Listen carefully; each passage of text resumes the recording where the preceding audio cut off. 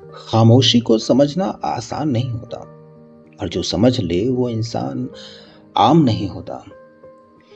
Hello दोस्तों, welcome to जियो जिंदगी with Suri के एक नए पॉडकास्ट एपिसोड में। दोस्तों, मुझे बहुत अच्छे से याद है कि जब उन्होंने मुझसे ये कहा था कि आप अगर मेरी खामोशी समझ पाते तो मुझे ये सब ना कहना होता।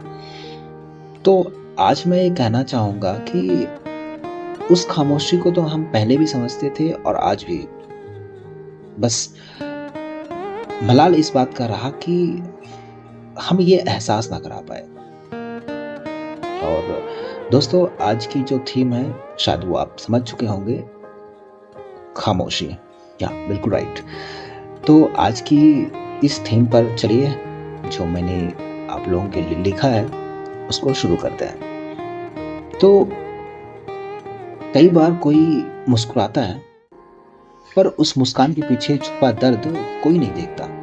कई बार कोई कुछ नहीं कहता क्योंकि उसने उम्मीद छोड़ दी होती है कि कोई उसे सुनेगा भी।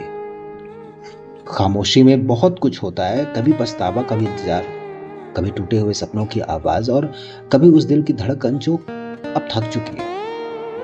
पर अगर किसी दिन तुम्हें कोई इंसान मिले जो तुम्हारी खामोशी को सुन ले, जो बिना कहे समझ जाए कि तुम क्या महसूस कर रहे हैं, तो यकीन मानो तुम्हें कोई इंसान नहीं बल्कि रूह का साथी पा लिया है।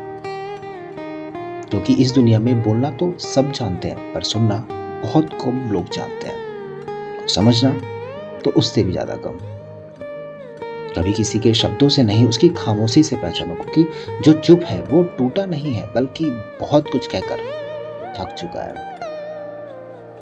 अंत में बस इतना कहूंगा कि अगर किसी की खामोशी समझ सकते हैं तो आप भी उन कुछ खास इंसानों में से हैं जो बोलने से ज्यादा महसूस करना चाहते हैं।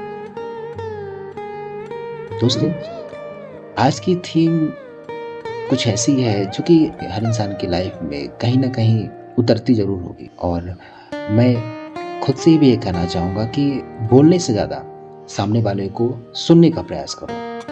शायद वो अगर कुछ कह रहा है तो ये सोचकर कि आप उसे समझ रहे हैं। चलिए, नेक्स्ट एपिसोड में आपसे फिर मिलेंगे। तब तक मुस्कुराते रहिए और सुनते रहिए जियो जिंदगी विद सूरी में मुझे यानी सूरी को।